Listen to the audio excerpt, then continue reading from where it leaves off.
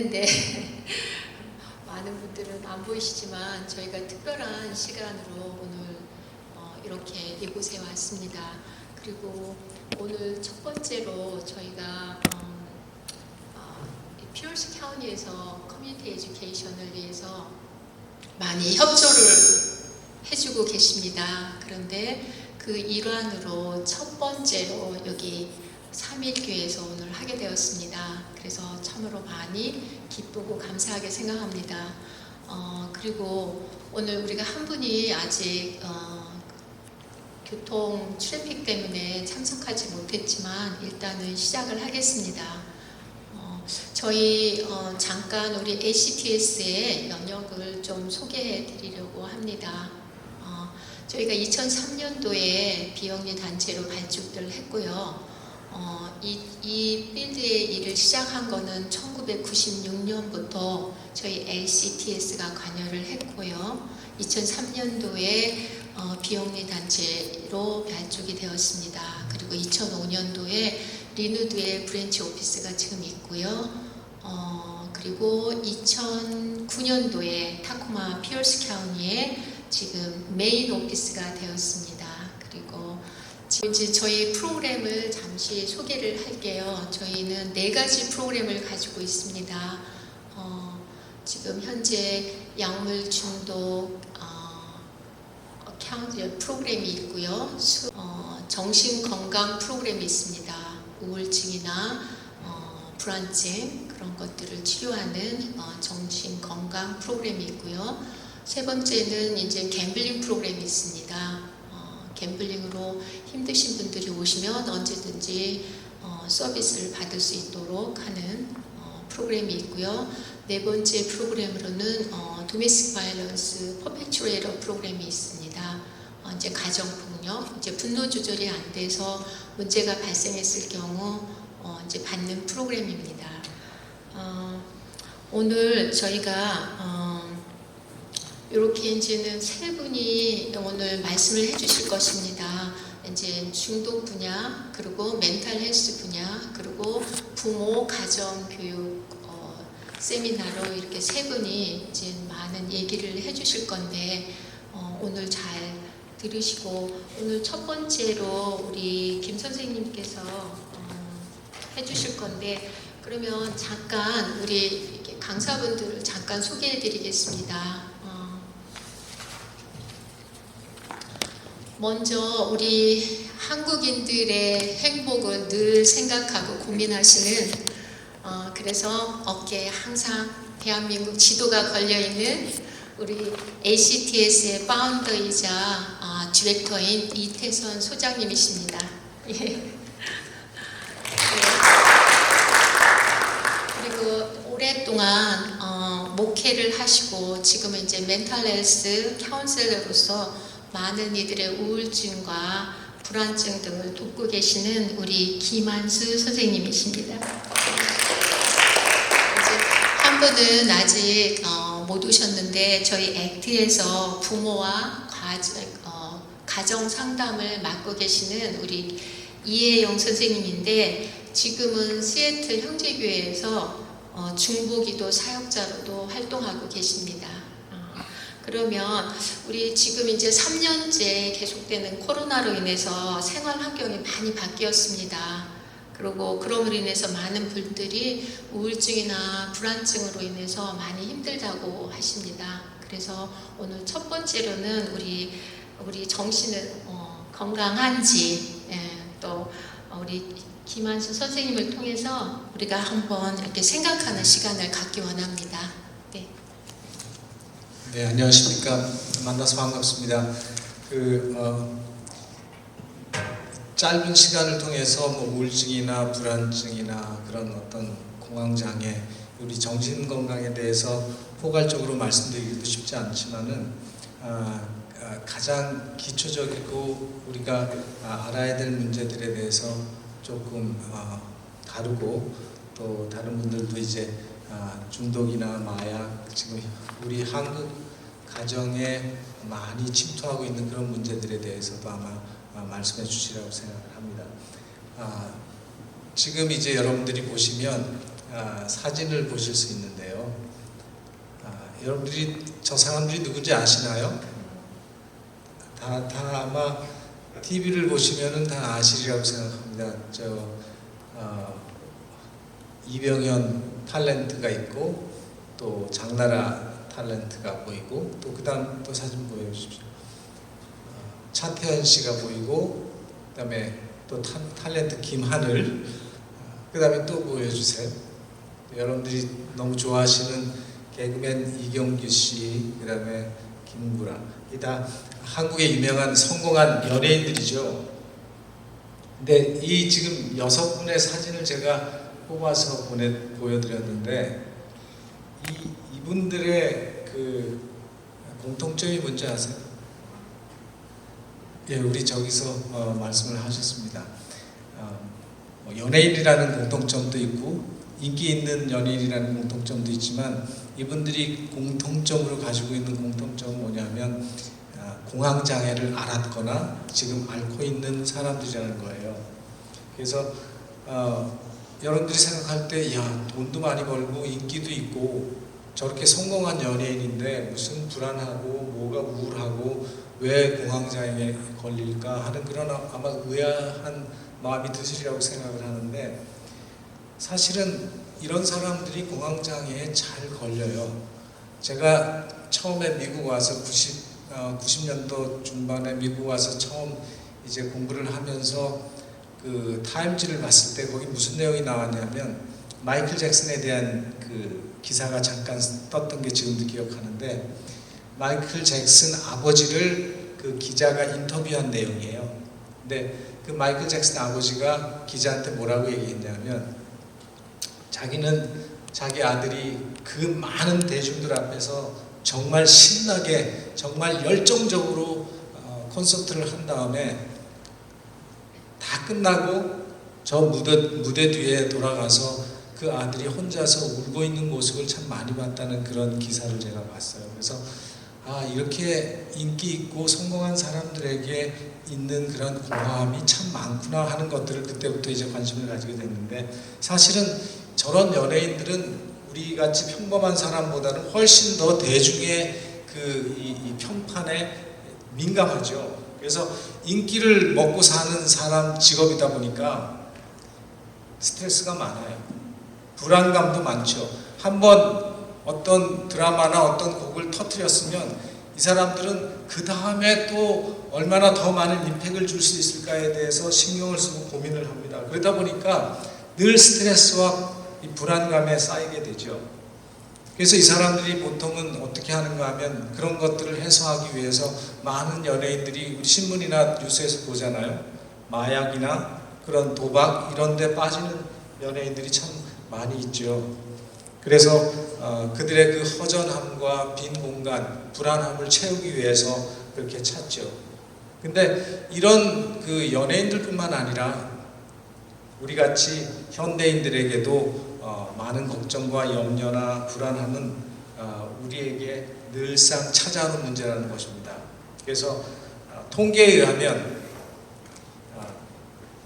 지금 코로나 이후에는 워싱턴 인구의 50% 가까이가 불안장애와 우울증을 앓고 있다 그래요.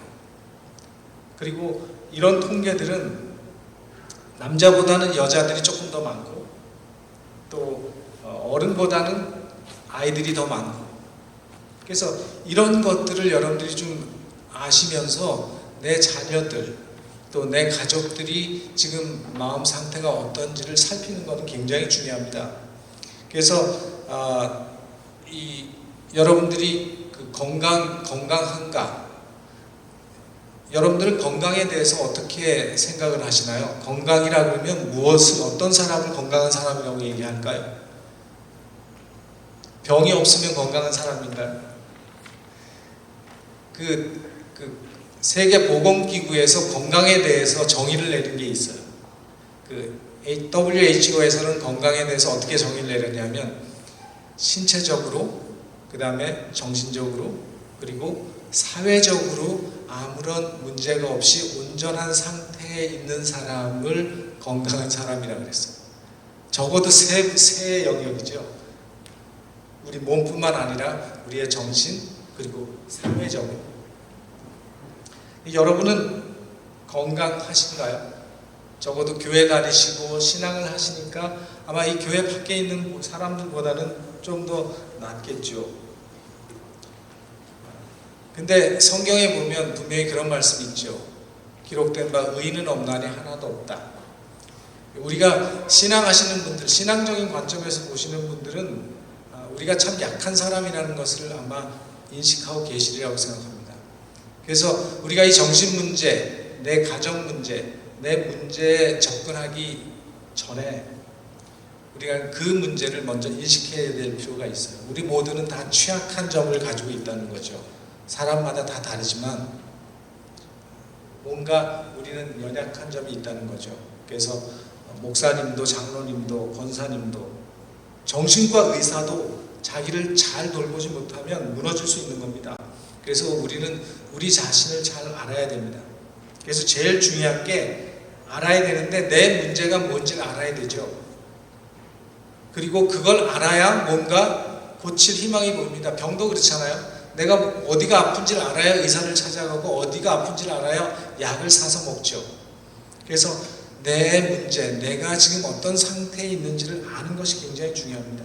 그래서 그것을 내가 보게 될 때 그것을 인정하고 그것을 받아들이는 게 굉장히 중요하죠.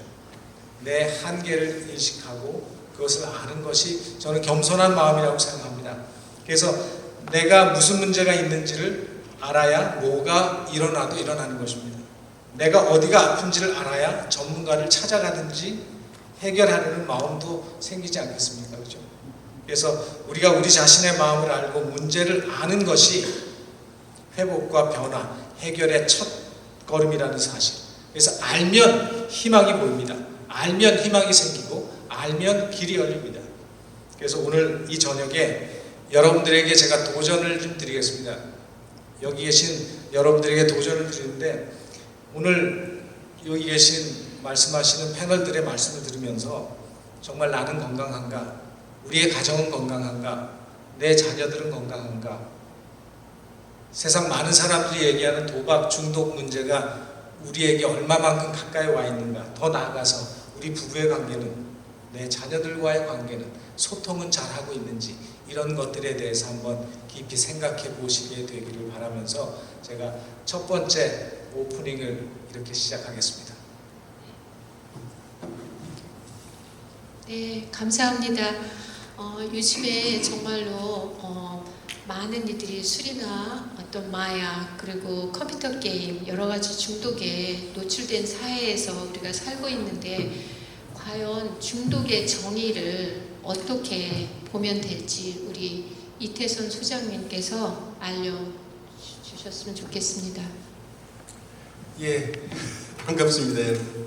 네, 이 처음 시작하는 커뮤니티 에듀케이션이 우리 삼일교회를 중심으로 해서 좀 많이 알려지고 전파가 됐으면 좋겠습니다. 모쪼록 이것이 흥미를 느낄 수 있는 인포메이션이 됐으면 좋겠어요.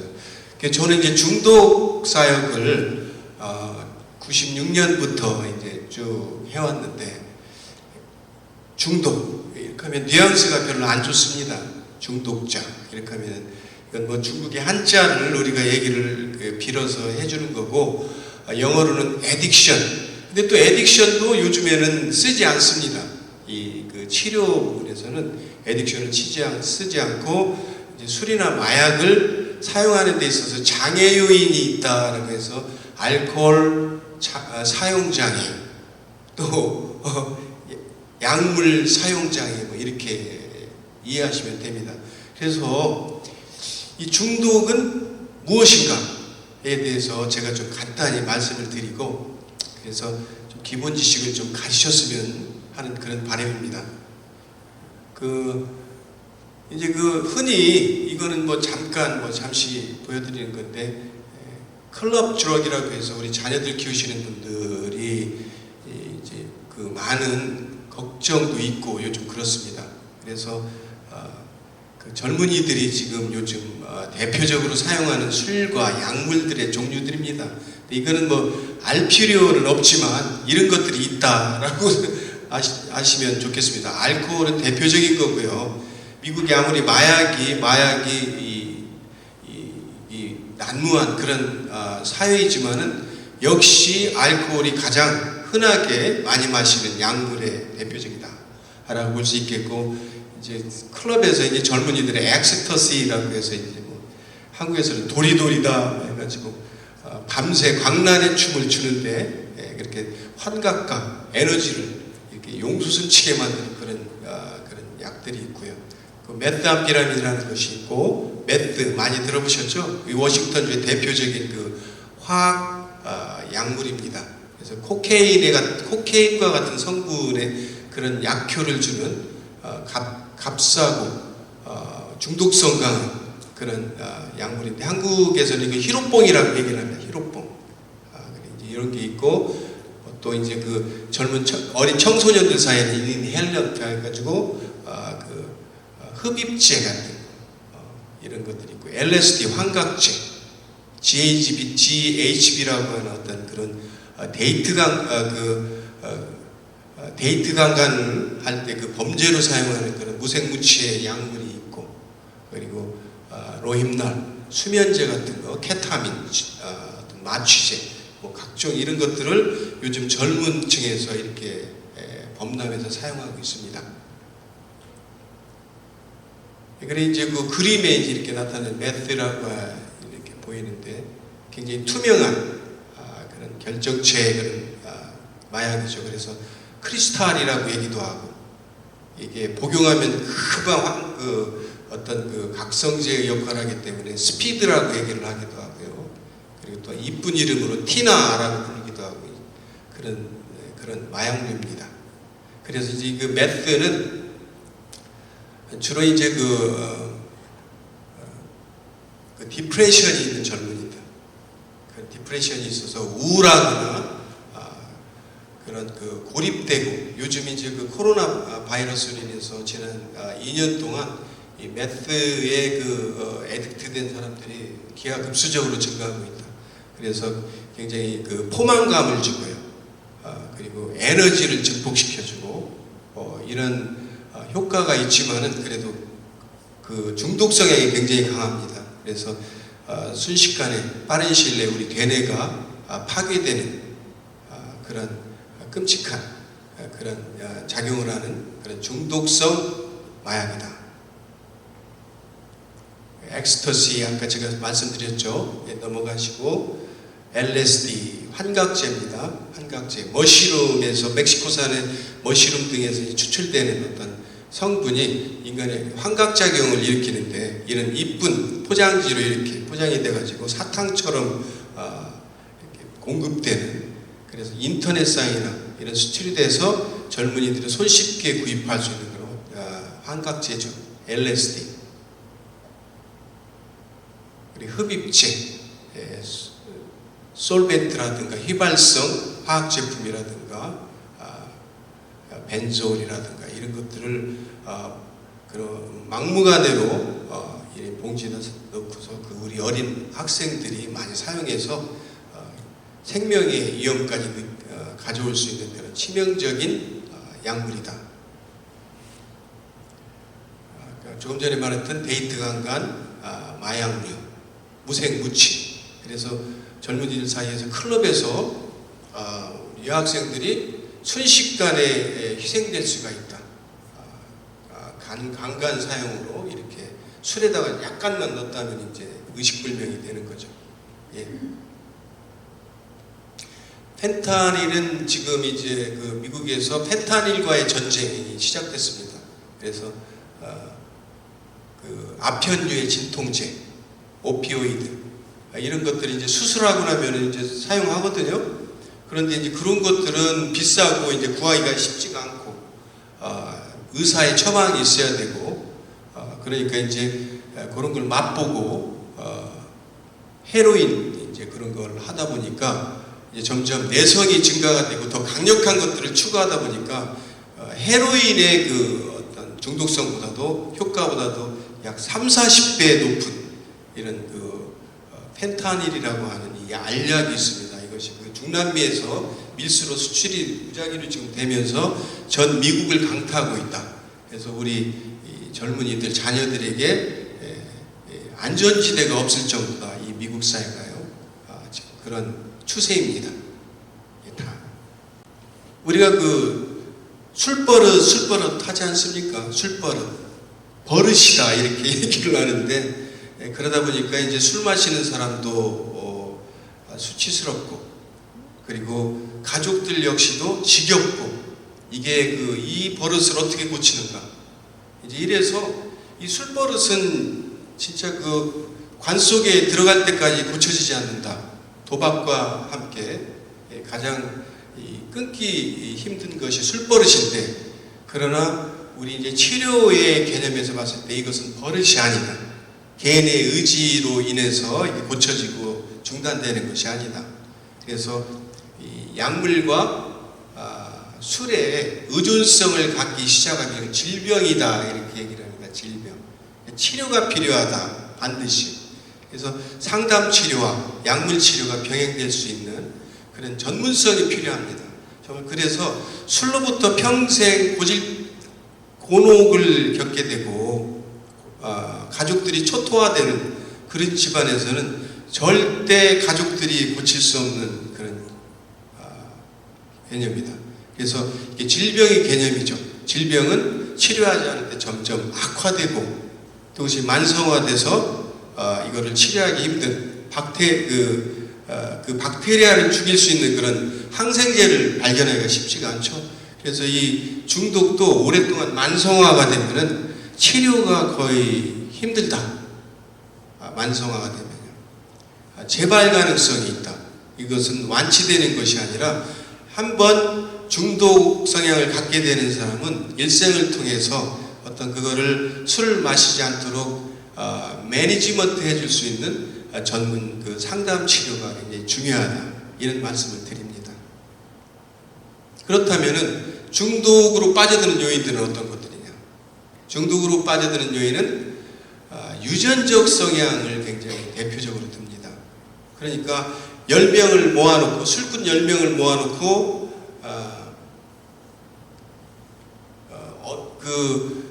똑같이 술을 마시더라도 10년을 똑같이 마시더라도 어떤 사람은 알코올 의존성으로 쉽게 빠져들고 어떤 사람은 결코 빠져들지 천차만별입니다. 사람에 따라서. 왜 그렇느냐? 유전적인 성향이 굉장히 많다. 그러니까 우리 뇌내에 뉴로트랜스미터라는 게 있습니다. 신경전달 물질.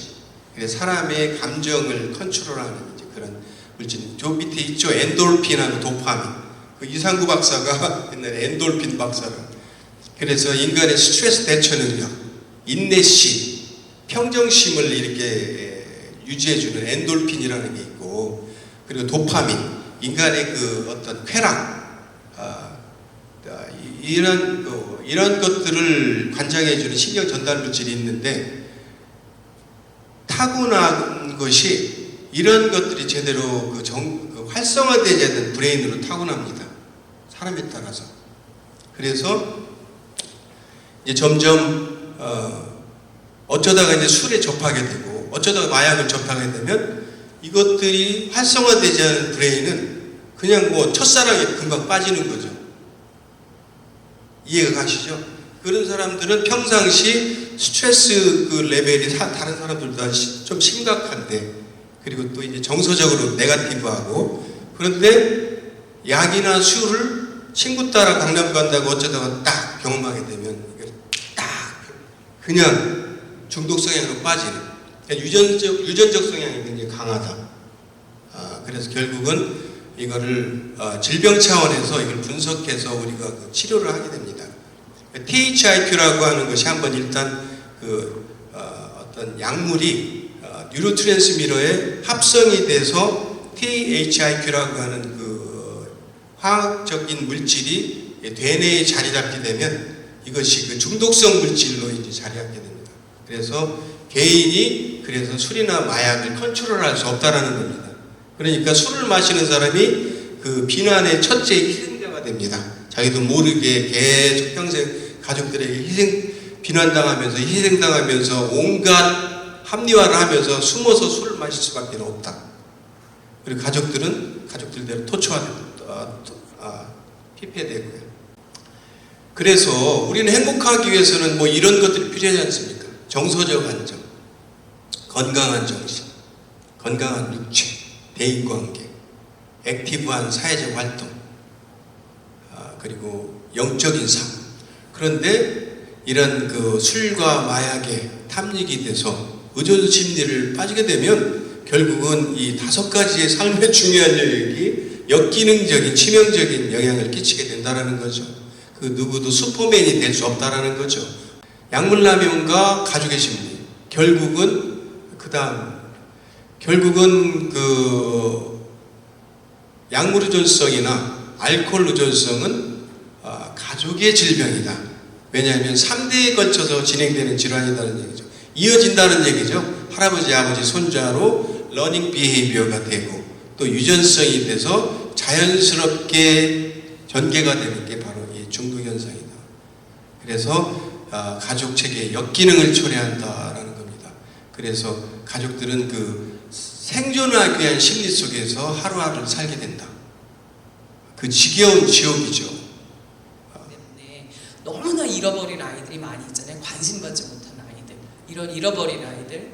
그리고 또 어떤 아이들은 그 불행한 가족의 행복한 에너지를 자기가 주기 위해서 열심히 코미디언처럼 자기가 애를 쓰는 거예요. 근데 그 에너지를 너무 다른 데다 그렇게 쓰니까 혼자 있거나 뭐 이렇게 조용히 있으면 죽고 싶고 슬프고 이런 캐릭터들이 생겨나게 돼요. 근데 저는 저것이 다 조금씩은 있었겠지만 저는 첫 번째 가장 심했던 사람이고, 그러다가 제가 인생에 한계가 오니까 그게 우울증이라는 심리로 연결된다라는 거예요. 근데 이것이 패턴이라는 거죠. 그래서 혹시 여러분들 한번 손들어서 표시해 봐 주시면 좋겠는데, 나는 가족의 영웅으로 살아오셨다는 분 혹시 계신가요? 여기. 네, 우리 목사님 계시네요. 또 저 계시네요. 나는 희생양이었다. 그래서 이렇게 가르쳐 주시네요. 네, 나는 잃어버린 아이였다. 나는 마스코트였다. 네, 우리 소장님 잘하셨을 것 같아요. 네.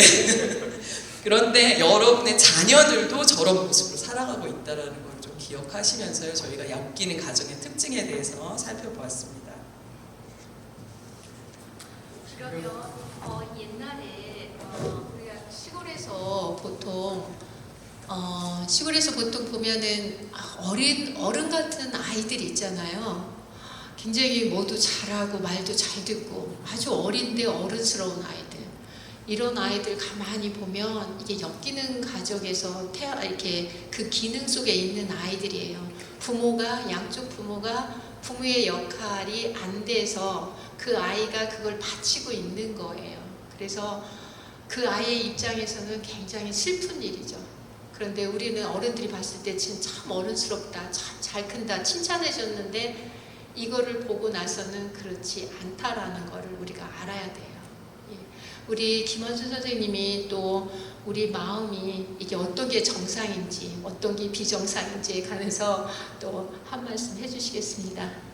네, 지금 우리 이혜영 선생님 경험도 여러분들이 들으셨고 또 설명하신 걸 잘 들으셨을 텐데, 사실은 우리 마음과 또 우리의 정신은 부모님으로부터 물려받고 또 이런 가정적인 환경, 또 어떤 부모님 밑에서 교육을 받았는지, 또 내가 어떤 경험을 하면서 살아왔는지에 따라서 굉장히 많은 영향을 받습니다.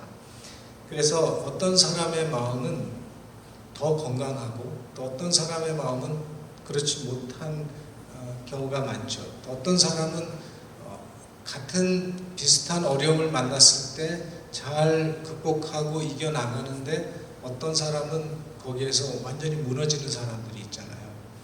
그러다 보니까 사람마다 스트레스에 반응하는 방법도 틀리고 어떤 문제가 생겼을 때 그 문제에 반응하는 모양들이 다 각각이죠. 그렇기 때문에 어떤 사람은 그거를 해결하기 위해서 술을 찾거나 다른 것들을 임시적으로 찾는 사람들이 생기죠. 그래서 우리가 우리의 마음을 어떤 내 환경이나 그동안 자라온 그런 경험을 통해서 내 마음이 망가지고 약하다고 생각되다면 지금부터라도 우리는 그 마음을 다시 건강하게 만들 필요가 있다는 거죠. 그래서 오늘 우리가 하는 이런 세미나는 그런 기본적인 어떤 지식과 상식을 여러분들에게 좀 나눠드리고 싶고, 또 마음이 건강한 사람은 중독에도 빠지지 않겠죠, 그죠? 그리고 마음이 건강한 사람은 그런 어려움 속에서 많이 일어날 겁니다. 그래서 우리가 우리의 마음과 정신을 건강하게 만드는 게 중요한데, 그러기 위해서는 우리가 마음을 살필 필요가 있어요. 여러분들이 이제 보시면 지금 화면에 보시면 점권 화면에 보시면은 성경 구절이 나오죠. 잠언 4장 34절에 무릇 지킬 만한 것보다 더욱 내 마음을 지키라. 생명의 근원이 이에서 남이니라 그랬죠. 그래서 하나님께서도 우리의 마음을 지켜라 라고 솔로몬을 통해서 우리에게 말씀을 주고 계시는데, 사실은 여러분 그 마음이 어디에 있습니까? 마음이 어디 있어요? 한번 마음이 어디 있는지 가르쳐 보세요. 마음이 여기 우리 한국 사람들은 마음이 아파요 그렇잖아요. 마음이 아파요 할 때 마음이 아파요 이렇게 하는 사람들은 없어요. 근데 이 과학이 발달하고 보니까 이 마음이 사실은 우리 정신과 마음을 관장하는 것이 어딘가 했더니 우리의 두뇌죠. 두뇌인데 오늘 현대과학이 문제를 조금씩 더 풀어내고 있는데, 오늘 현대과학은 우리 두뇌뿐만 아니라 우리의 심장도 마음의 역할을 하고 있다는 사실을 밝혀내고 있어요. 두뇌와 똑같이 우리 심장에도 신경 조직이 있고 뉴런이 있고, 그래서 우리 심장과 우리의 브레인이 끊임없이 소통하고 있다는 걸 최근 과학이 발견을 했어요. 그래서 마음과 정신적인 문제는 우리가 육체적인 어떤 암이나 다른 질병처럼 피 검사를 해서 나오는 게 아니잖아요. 그렇죠? 어떤 엑스레이를 찍거나 MRI를 찍어서 나오는 게 아니기 때문에 우리가 우리 마음을 내가 잘 살피는 게 굉장히 중요한데, 이 마음이라고 하는 거를 한번 제가 좀 생각을 해봤는데, 우리 한문은 마음 심자잖아요. 마음 심자고, 근데 마음 심자는 그 심장의 심자죠. 그리고 우리 한국말은 마음이라는 말과 심장이라는 우리 이 신체 기관이 이렇게 다른 말로 두 개의 말로 구별되어 있지만, 영어는 심장도 heart고 우리의 마음도 heart죠. 한 말이에요. 그죠? 근데 성경에 아까 잠언에 나오는 내 마음을 살피라 할 때 그 마음도 히브리 말도 우리의 마음과 심장은 같은 말이에요. 레브라고 하는 히브리 말 똑같은 말이에요. 그래서 어떨 때는 우리 장기인 심장으로도 쓰이고 많은 경우에는 그것이 마음으로 쓰였어요. 제가 그걸 보니까 요 현대 과학이 이미 우리를 지으신 하나님은 우리의 이 심장에도 우리의 마음이 있다는 걸 아시고 같은 말로 해놓고, 이제 현대 과학이 그것을 조금씩 밝혀내구나 하고 하는 걸 제가 이제 생각하게 됐는데, 일단 우리의 이 마음, 우리의 삶이 여러분 어떤 걸까요? 우리의 마음이 어떤 걸까요? 우리의 마음은 무엇으로 이루어졌다고 생각하십니까, 여러분? 우리의 마음은, 우리의 마음의 본질이 뭐예요? 삶의 본질이 뭘까요? 생각 안 해보셨죠? 저는 철학적인 것을 말씀드리는 게 아니라, 사실은 우리가 내 마음을 읽고 내 감정을 읽는 일은 우리가 늘 해야 돼요. 왜냐하면 우리 삶의 본질 자체가 우리의 기분이나 우리의 감정에 의해서 우리는 많이 움직이고 행동하기 때문에 그래요. 그래서 사실은 우리의 삶의 본질은 감정이 대부분을 차지합니다. 우리의 기분에 따라서 우리가 많이 움직이거든요. 그래서 기분이 좋으면 좋고, 기분이 조금 우울하면 누가 뭐라 그래도 별로 반응도 안 하고, 어떨 때 기분 나쁠 때 누가 조금 건드리면 화를 확 내고 그렇게 되죠. 그래서 우리 삶을 주장하는 우리의 감정, 우리의 마음을, 그 마음이 어떻게 작용하는지, 그것을 어떻게 우리가 다스려야 하는지를 아는 것은 우리한테 굉장히 중요해요. 우리가 어떻게 내 망가진 이 마음을 건강하게 만들 수 있는지의 그 힌트와 그 중요한 그 답을 거기서 찾을 수 있습니다. 그래서 여러분들이 우리 마음과 우리 뇌에서 이루어진 그 신경 조직을 통해서 우리의 감정이나 우리의 생각이 관장하고 운행하고 있는데, 이러한 회로들이 우리의 삶을 통제하고 우리의 기분을 조절하고 우리의 감정을 좌우하게 되는데, 그건 왜 그런가 하면 많은 사람들이 이렇게 가만히 보면 그 사람이 생각하는 패턴이 있고 그 사람이 반응하는 패턴이 있어요. 여러분들 가만히 보면 그렇죠. 어떤 사람은 이렇게 오랫동안 관계를 하다 보면 사람마다 그 사람이 움직이는 패턴들이 있어요. 그걸 뭐 우리는 쉽게 얘기하면 습관이라고도 말할 수 있지만 생각의 패턴이나 반응의 패턴을 만들어냅니다. 그래서 우리가 어떤 일을 파악하고 분석하기도 전에 이미 우리의 기분과 감정이 결정될 때가 많아요. 그죠? 우리 이런 것들을 자동화된 패턴이라고 얘기해요. 그래서 이런 문제들을 우리가 어떻게 바꾸고 그 다음에 예방할 수 있을지, 그것에 대해서 우리가 좀 생각을 해볼 필요가 있는데, 그 셰익스피어가, 더 넘겨주세요. 네, 윌리엄 셰익스피어가 저런 얘기를 했어요. There is nothing either good or bad, but thinking makes it so. 이 말이 무슨 말인지 여러분들이 대충 이해하시죠? 세상에는 내 기분이 좋고 나쁘고가 있는 게 아니고 우리의 생각이 그렇게 만들어 간다는 거예요. 어떤 상황을 내가 만났을 때 어떤 사람은 그 상황에 대해서 반응하는 게 나하고 다르죠. 그래서 우리가 어떤 상황을 내가 어떻게 해석하고 분석하고 이해하느냐에 따라서 내 기분과 감정이 이루어져요. 심리학에 90대 10이라고 하는 원칙이 있어요. 90대 10 원칙. 그 90대 10 원칙은 뭔가 하면 여러분들의 기분은 10%가 사실이에요. 그리고 90%는 뭔가 하면 어떤 그 사실에 대해서 내 반응이에요. 그게 여러분들의 기분이에요. 그래서 얼마나 우리가 반응하는 그 패턴, 내 마음속에 내가 살아온 습관화된 완전히 내 뇌 속에 어떤 패턴화된 길이 생긴 그것이 우리의 삶을 이끌어가고 있는지를 여러분들이 아는 것은 여러분들이 변화되고 여러분들이 성숙하고 여러분들이 새로운 건강한 사람으로 되는데 굉장히 중요한 문제라는 사실이에요. 그래서 내 마음을 아는 거는 내 생각을 아는 것이고 내 생각과 내 감정을 아는 것과 같아요. 한번 좀 보여주시겠습니까? 다음 거. 그래서 이런 어떤 우리의 그런 어떤 우울증이나 불안증을 치료하는 데 있어서 굉장히 기본적인 치료법 가운데 인지행동치료법이라고 하는 치료법이 있는데, 그것이 바로 이런 어떤 패턴을 중심으로 해서 치료하는 건데, 그게 뭐냐면 우리의 생각은 감정을 만들어내고 우리의 감정은 행동으로 돌아가는 그런 메커니즘을 가지고 있다는 거죠. 그래서 우리가 어떤 상황을 만나면 사람마다 화를 내는 사람이 있는가 하면 담담한 사람이 있고, 관심이 있는 사람이 있는가 하면 슬픈 사람이 있고, 행복한 사람이 있어. 근데 상황은 같은데 반응이 다 틀리죠. 왜냐하면 생각과 해석과 분석이 다르기 때문에. 그리고 그가 살아온 어떤 삶의 방향에 따라서 그가 반응하는 게 달라요. 제가 한 예로, 제가 만난 상담한 어떤 그 부인인데, 중년 부인인데, 남편하고 싸웠어요.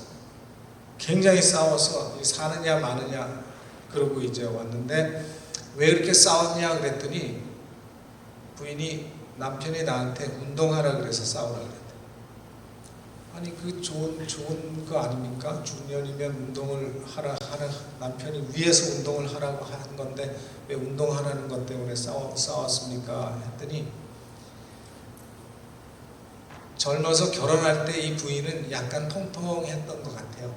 통통했던 것 같고, 이 남편은 그 부인이 날씬하게 하도록 하기 위해서 운동하라고 한 게 아니라 좀 건강하게 살라고 계속 운동하라 했어요. 근데 이제 부인은 운동하는 걸 별로 좋아하지 않는 사람이었어요. 선천적으로. 그리고 이제 아프면 부인이 아파 있으면 남편은 어디가 아파? 뭐 약이라도 사다 줄까? 뭐가 먹고 싶어? 뭐 이래야 되는데 남편은 와가지고 운동 안 하니까 맨날 아프지. 응? 운동을 해야지. 일어나서 운동해야지.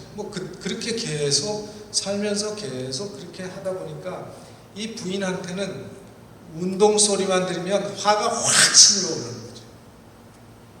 죽일 놈. 이렇게.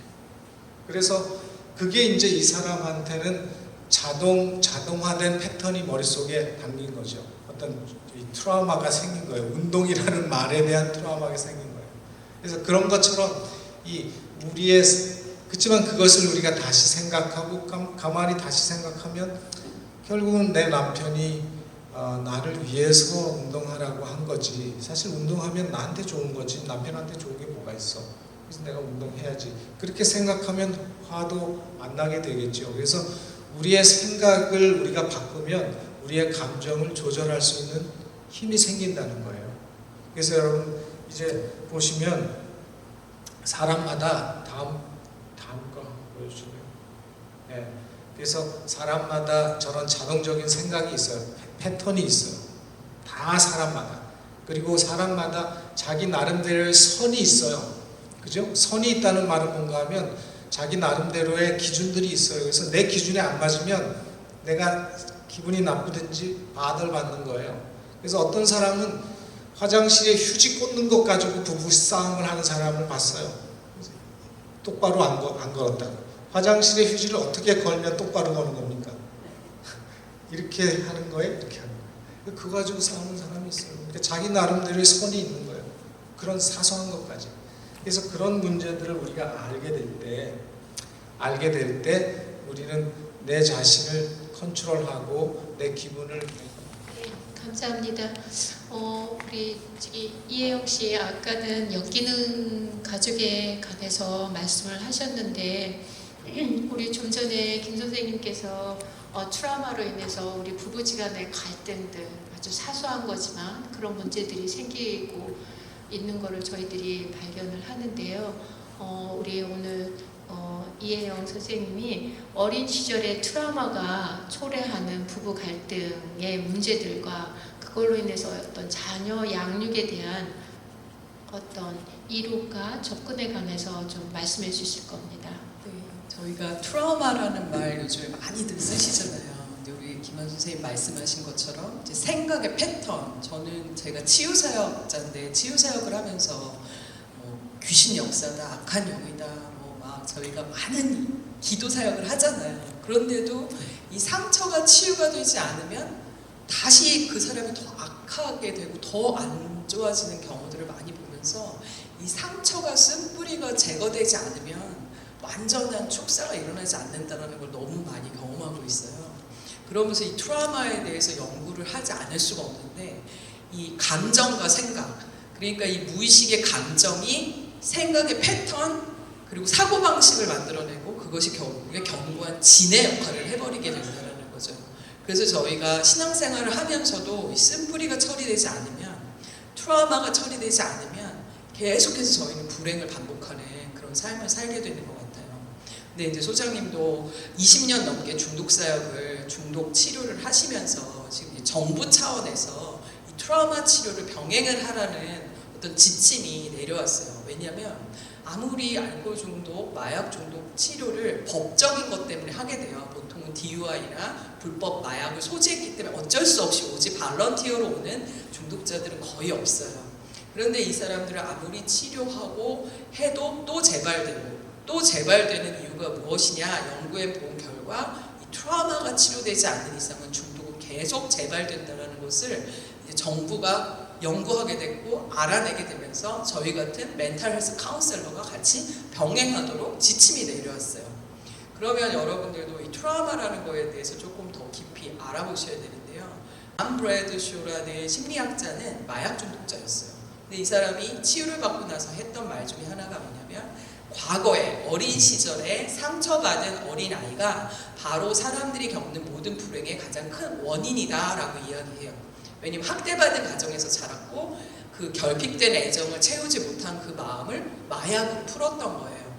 그리고 여러분들이 부부 생활이나 여러 가지 자녀 문제에 있어서도 가장 반복해서 일어나는 문제는요, 여러분의 가장 오래된 상처에서 기인한다는 것을 아셔야 돼요. 그래서 제가 아까도 제 아버지의 얘기를 해드렸지만, 이 아버지의 모습이 그대로 제 삶의 남편에게 이제 투영이 될 때가 있어요. 그래서 아무래도 저희 남편 1.5세고 저는 이제 1세, 거의 1세로 결혼을 해서 왔는데, 다 괜찮다가도 이 자유로운 영혼께서 이렇게 늘어져 있는 모습만 보면 제 안에서 분노가 막 솟구쳐 오르는 그런 시간들이 굉장히 많이 있었어요, 제가.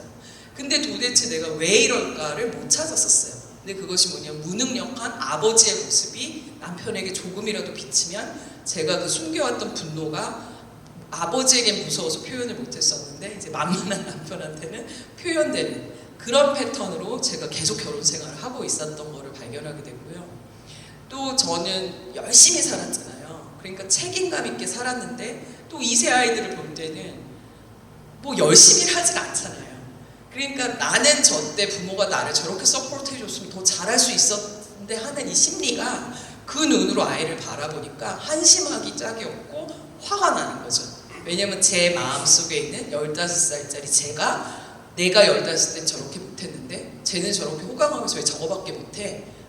이게 뭐냐면, 우리 안에 있는 15살짜리 아이랑 지금 내 15살짜리 아이가 싸우는 거예요. 이게 내면 아이의 기본적인, 아주 여러분도 다 겪는 샘플이라고 보실 수 있는데, 저희가 그 다음 사진 보여주시면, 제가 지금 47살인데 제 안에는 7살짜리 어린아이, 10살짜리 어린아이가 살고 있었던 거예요.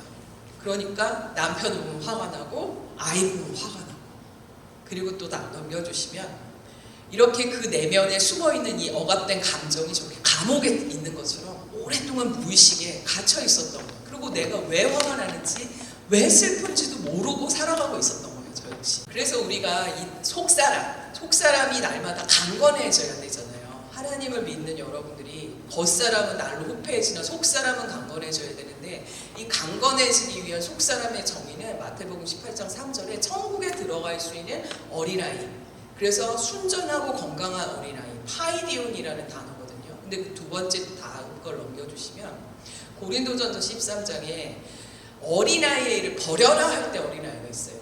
유치한, 미성숙한, 건강하지 못한 어린아이, 이게 바로 상처받은 아까 트라우마의 어린아이. 그래서 제가 마음 안에, 제 안에 살고 있는 어린아이가 남편을 보면 화가 나고 자녀를 보면 화가 났던 그 내 POC의 건강하지 못한 속사람이 제 안에 있었기 때문에, 이게 계속해서 갈등을 초래했던 그 모습으로 제가 살아오게 됐고, 그것이 결정적인 한계에 도달한 게 이제 결국에 우울증으로 갔던 케이스가 됐다라는 거죠. 그래서 지금은 이제 어떠냐면, 같이 놀아요. 뭐냐면 이제 제 안에 있는 어린아이가 자랐어요. 치유를 받고 이제 15살에서 47살이 됐어요. 그러니까 조금 힘들면 남편하고 같이 놀 줄도 알고 아이하고 쉴 줄도 알아요. 근데 그 전에 그걸 하지 못했어요. 그러니까 계속해서 저는 일하고 그렇지 않은 사람들을 정죄하고 비판했던 거죠. 그래서 이러한 패턴이 여러분의 삶에도 저의 삶에도 이 트라우마가 그렇게 작용한다는 거. 그래서 그럼 중독자들의 이런 패턴을 보시면, 제가 우스갯소리 좀 해드리면, 저는 대학 때 술을 진짜 잘 먹었습니다. 그래서 어떤 남자도 제가 다 이겼습니다.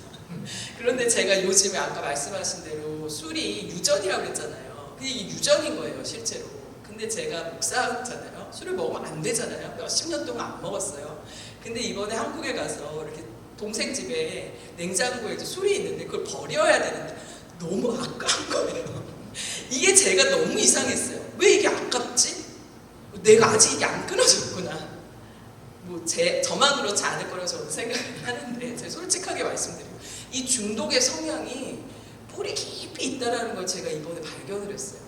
그런데 이 중독이 왜 계속 순환을 하냐면, 저기 보시면 이게 중독의 나무예요. 이 나무 뿌리에는 보면은 학대받았거든요. 정서적으로, 성적으로, 정신적으로, 신체적으로 학대받았던 거에 의한 트라우마들, 슬픔, 외로움, 거절감, 분노, 이런 모든 것들이 뿌리에 있는데요.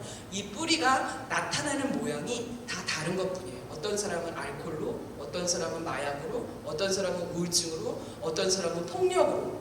그러니까 이게 누구도 좋다 나쁘다가 아니라 다 같은 거라는 거예요. 그래서 저 역시도 여기 보시면 여러분들도 굉장히 무서운 말 중에 하나가 종교 중독이 있어요.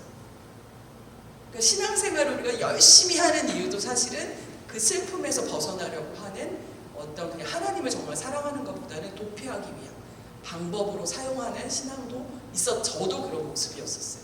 그래서 여기서 이 고리를 끊고 나오는데 굉장히 힘든 시간들을 보냈는데, 그래서 여러분들에게 더 이것을 주장하고 싶고 이것이 상담을 통해서 이 내면의 치료를 통해서 가능하다는 것을 말씀드리고 싶습니다. 중독의 순환 중에서 여러 가지로 저렇게 술 중독이니 여러 가지로 나오는데, 다음에는 이번에는 우리 소장님께서 우리가 신체적으로 이렇게 보이는 것만이 폭력이다 이렇게 우리가 생각을 많이 하는데, 그러면 폭력의 종류라든지 폭력으로 인해 폭력을 하는 사람들의 그 내면적인 상태는 어떤지 그런 거에 관해서 좀 말씀해 주세요.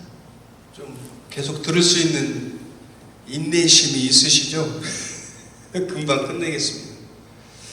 그 사진에 보시는 것 같이 그 빙산의 일가, 우리가 그런 얘기들을 하는데, 지금 우리가 보아지는 사람들의 그 역기능적인 모습들, 그러니까 알코올 중독, 마약 중독, 또 이제 가정 폭력인, 또 정신 건강에 있어서 디프레션, 앵자이어티, 이런 것들을 진단을 받지 않습니까? 그게 보이는 것들이에요.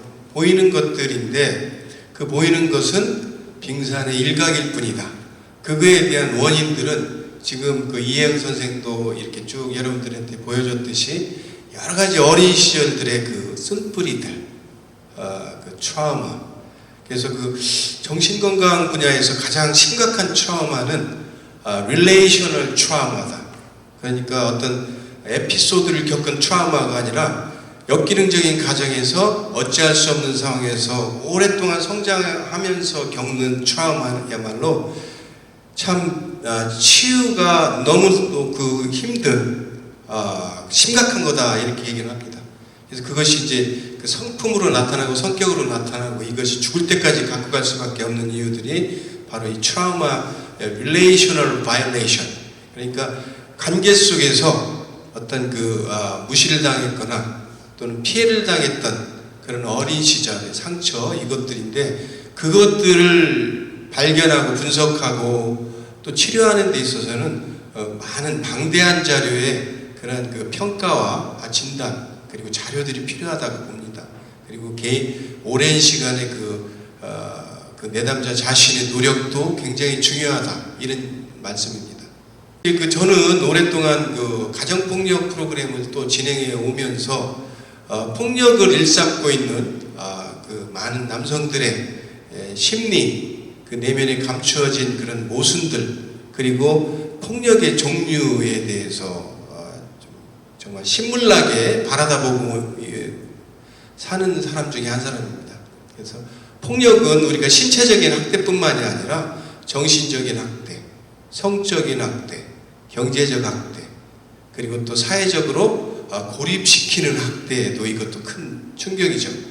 그래서 그런 미세한 전략들이 있습니다.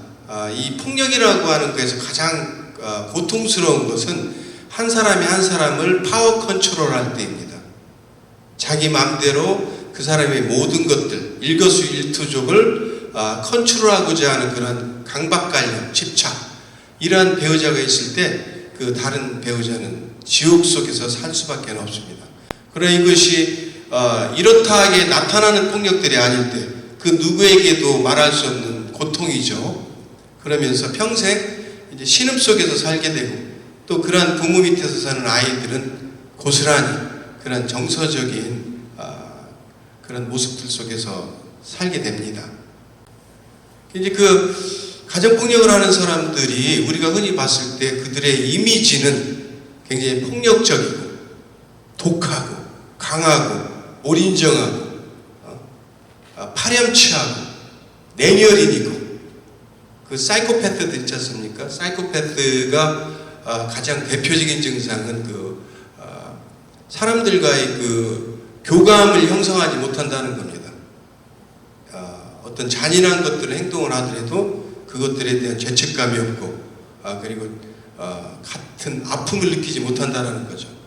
이제 그런 극단적인 예가 이제 사이코패스고, 또 우리 일상생활에 우리 한국인의 정서 속에서 많이 그 자행되고 있는 그 가정폭력, 학대, 어뷰스 이런 것들은 참 불치병이죠. 근데 이거는 반드시 치료를 통해서 굉장히 개선되고 바뀌어지는 것을 이제 저는 많이 보게 됩니다. 그래서 우리가 함께 관심을 갖고 학대자의 내면의 심리는 무엇이냐? 바로 그 역기능적인 가정에서 인정받고 사랑받고 싶은 그런 내면의 자아가 존재되어 있는 거죠.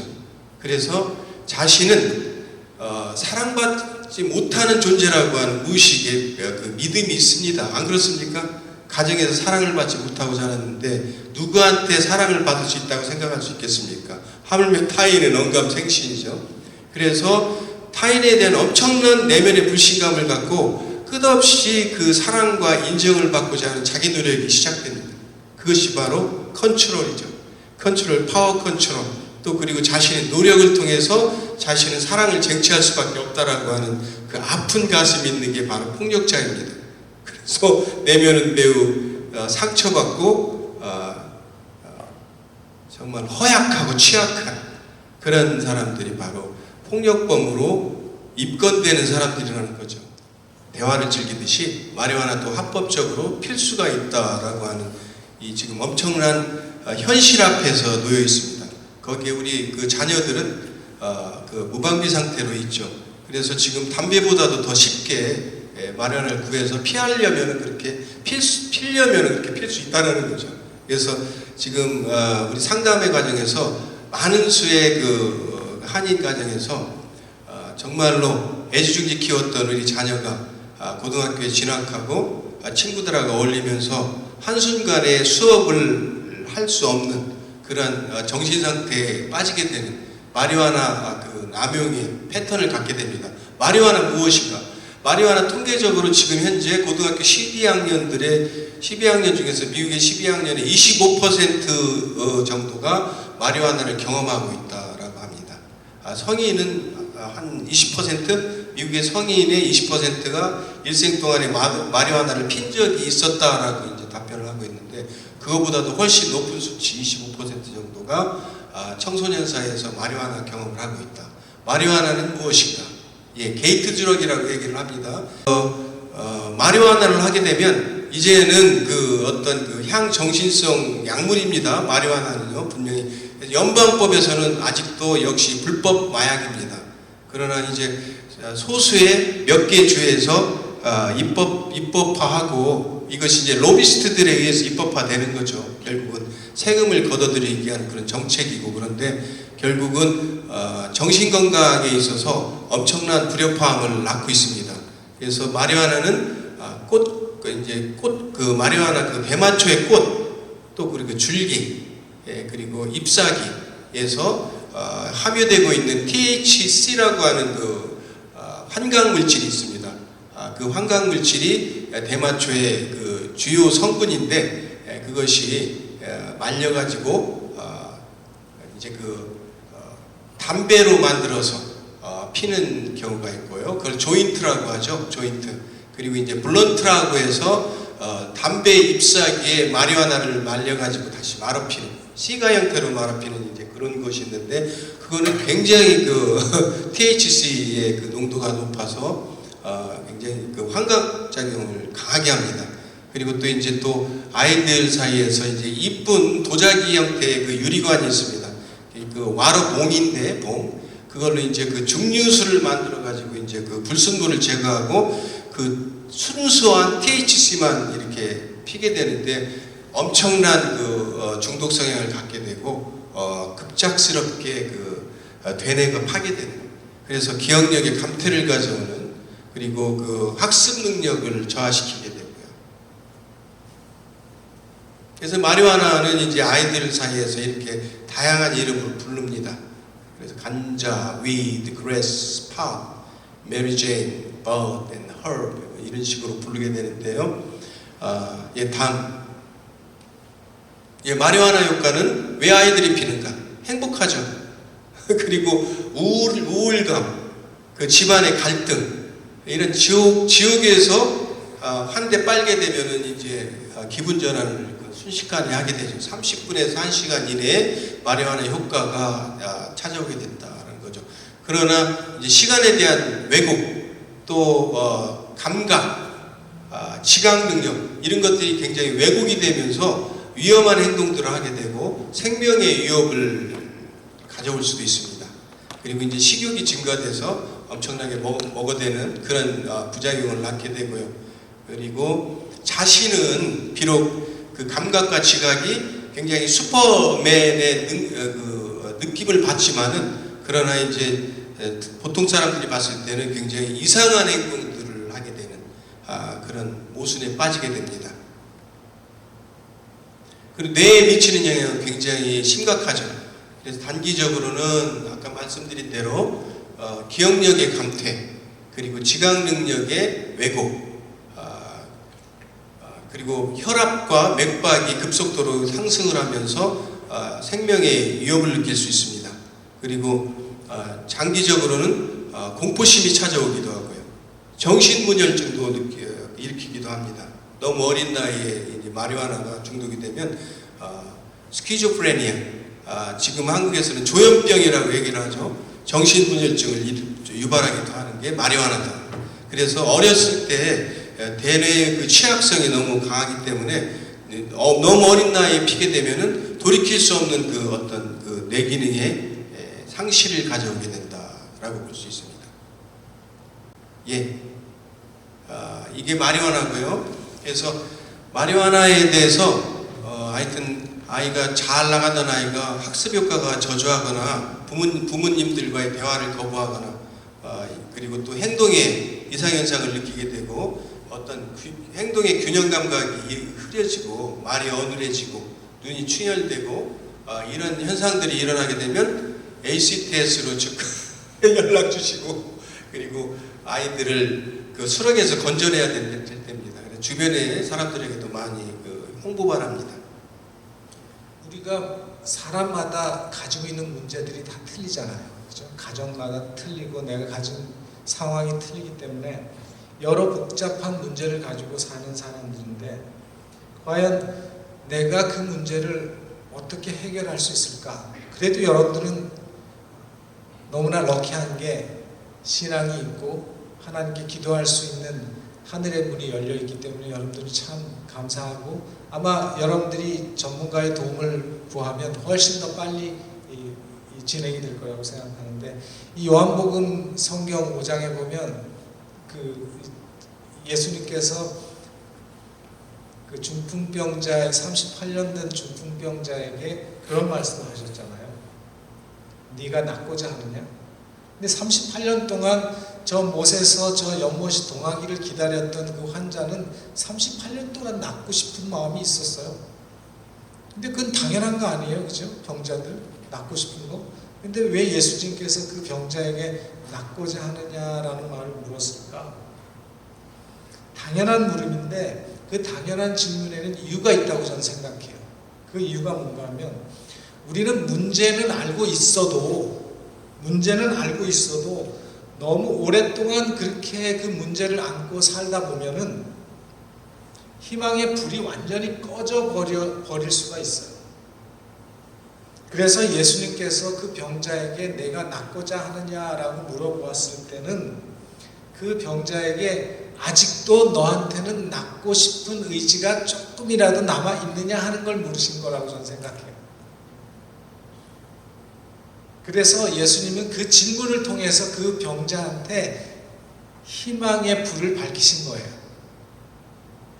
우리도 저는 마찬가지라고 생각합니다. 내가 내 자신의 문제가 뭔지를 알고 정말 이 문제를 내가 해결하고 싶은 뜻이 있고 의지가 있으면 거기에는 희망이 있어요. 근데 문제를 알고도 고치려는 그 의도가 없고 의지도 없고 심각하게 생각하지 않는 사람들은 알아도 희망이 없는 사람. 그래서 희망이 있는 사람은 문제를 알고 그 문제를 놓고 기도하고 그 문제를 인해서 고민하는 사람이라고 저는 생각합니다. 그래서 그 문제를 고치고 좀 더 나은 사람이 되기 위해서 외부의 도움이 필요할 때는 외부의 도움을 구하는 그런 사람. 그게 저는 하나님 앞에서 겸손한 사람이라고 생각합니다. 왜냐하면 하나님은 우리가 행복하기를 원하세요. 하나님은 우리가 이 땅에서 건강하게, 몸만 건강하게 사는 게 아니라 마음도 즐겁고 건강하게 이 세상에 빛이 되면서 살기를 원하시잖아요. 그래서 우리는 절대로 우리 스스로를 구원할 수 없지 않습니까? 마찬가지예요. 우리는 도움이 필요한 사람들이에요. 서로 도와야 되고. 그래서 마음을 여시고 낫고자 하는 그 38년 된 병자처럼 낫고자 하는 겸손한 마음을 가지시고, 우리가 아직 준비한 게 두 분이 더 남기는 했는데 시간이 너무 많이 갔죠. 그래서 지금 우리가 요즘에 이제 세대 간의 갈등, 이민 1세와 1.5세, 2세들의 갈등이 많은데 우리가 그 자녀들의 정체성에 관해서 우리 이혜영 선생님이 준비를 하셨어요. 간단히 좀 하시고 마지막으로 우리 소장님 간단히 하시고 그럼 오늘 맺기로 하겠습니다. 이 부분에 대해서 들어보면 뭐 3시간도 4시간도 부족한데요. 스토리 하나만 그냥 말씀드릴게요. 저희 ACTS에서 치료받은 형제의 이야기인데요. 우연히 또 그 친구를 제가 교회에서 만나게 됐어요. 그래서 그 친구도 아까 말씀드렸듯이 이민가정에서 방치된 아이, 부모님은 비즈니스를 하셨고 늘 할머니 손에 키워졌고 또 동생이 어려서 일찍 암으로 죽었어요. 그러니까 어머니가 정신없는 상태에서 아이를 돌보지 못한 채로 그냥 그렇게 자라났어요. 이 아이가 이제 중고등학교에서 마약에 손을 대게 됐고 7년 동안 마약 환자로 살아가게 돼요. 근데 아시는지 모르겠지만 이 미국 지역에 한국 사람으로서 마약 중독 치료를 하시는 분이 우리 이태선 소장님이 밖에 없으세요. 그래서 이 아이가 이곳으로 오게 됐고 여기서 치료를 받게 됐는데 저는 또 다른 곳에서 교회에서 이 아이를 만나게 됐어요. 근데 이 아이를 치료는 했지만 사회에서 매장이 된 거예요. 교회에서도 사람 취급을 못 받고 학교도 졸업을 못했기 때문에. 그럼 이 아이를 도대체 어떻게 변화시켜야 하나님 기뻐하시는 아이로 세워갈 것이냐, 그거는 이 아이에게 새로운 정체성을 찾아주는 것밖에 없었는데요. 제가 이렇게 우리 이민자 아이들 보면 홈레스도 영어 잘하잖아요. 그러니까 얘네들이 다 못해도 잘하는 게 하나가 뭐냐면 영어예요. 그래서 이거를 활용할 수 있는 루트를 찾은 게 선교였어요. 그래서 이 아이를 데리고 선교지에 가서 영어 교사를 시킨 거예요. 근데 잘생기고 멋있잖아요. 한국 아이들 다 연예인 같거든요. 그래서 영어 캠프 가잖아요. 필리핀에. 그래서 전도할 필요 없어요. 이 선생님이 내년에 또 온다 그러면 걔들이 100% 와요. 연예인 같이 생각하거든요. 그래서 여기서 이 아이가요, 자존감이요 굉장히 높아져요. 그리고 자기가 아까 말씀하신 것처럼 사랑받는 존재라고, 칭찬받을 수 있다는 정체성. 그래서 그 제3의 정체성이 뭐냐면 인터내셔널 리더예요. 우리 아이들은요, 미국에서 한국 놈도 아니고 미국 놈도 아니고 이것 때문에 너무 컨퓨즈하거든요. 근데 이 아이들이 인터내셔널 리더로 키워주시면요, 새로운 정체성으로 해서 완전히 새로운 사람이 될 수 있다는 거. 이 부분이 저희들이 가지고 있는 희망이라고 볼 수 있습니다. 우리 소장님 오늘 진짜 긴 시간인데 마무리 간단히 해주세요.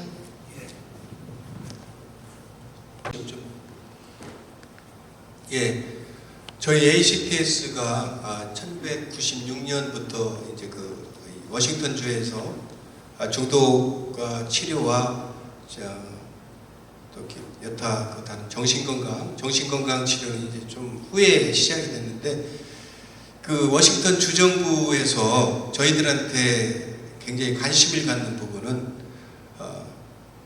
그 에이시안 랭귀지로, 다른 많은 이제 에이시안 카운슬러들이 있고요.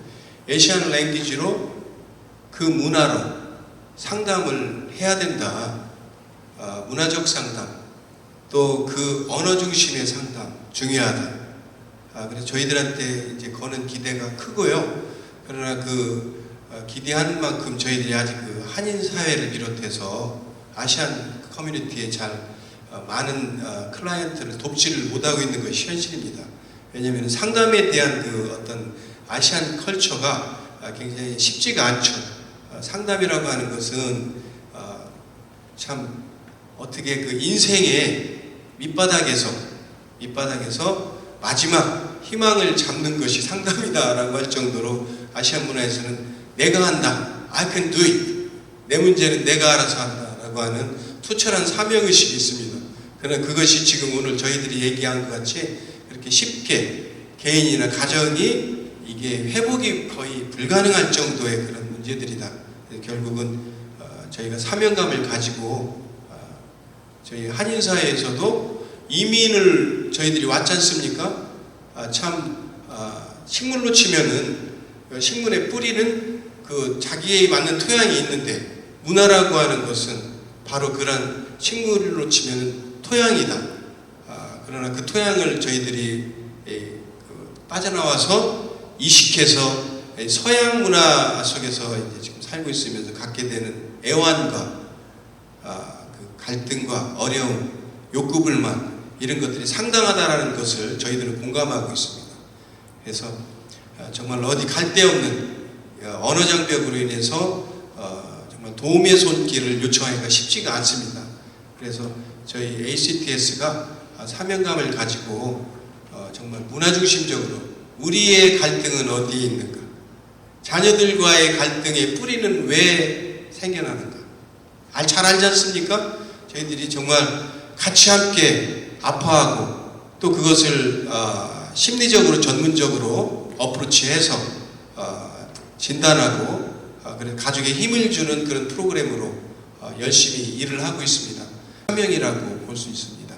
그래서 저희들은 내담자와 상담자 이러한 이분법적인 역할 분담이 아니라 함께 느끼고 함께 아파하고 우리의 문제로서 이렇게 치료하는 그런 상담센터다. 그래서 정말 기도하면서 하나님께서 주신 직분을 감사하게 생각하면서 이민사회 속에서 정말 우리 민족에 갖고 있는 애환을 함께 아파하고 보듬어주는. 아무튼 오늘 다들 감사합니다. 늦게까지. 그리고 애니타임 언제든지 연락 주시고요. 저희가 또 오늘 세미나 한 것들을 그 2차적으로 다시 좀 더 깊은 거를 또 원하시면 언제든지 저희 센터에 요청하시면 저희가 준비해서 다시 오겠습니다. 오늘 감사했습니다. 수고하셨어요. 감사합니다.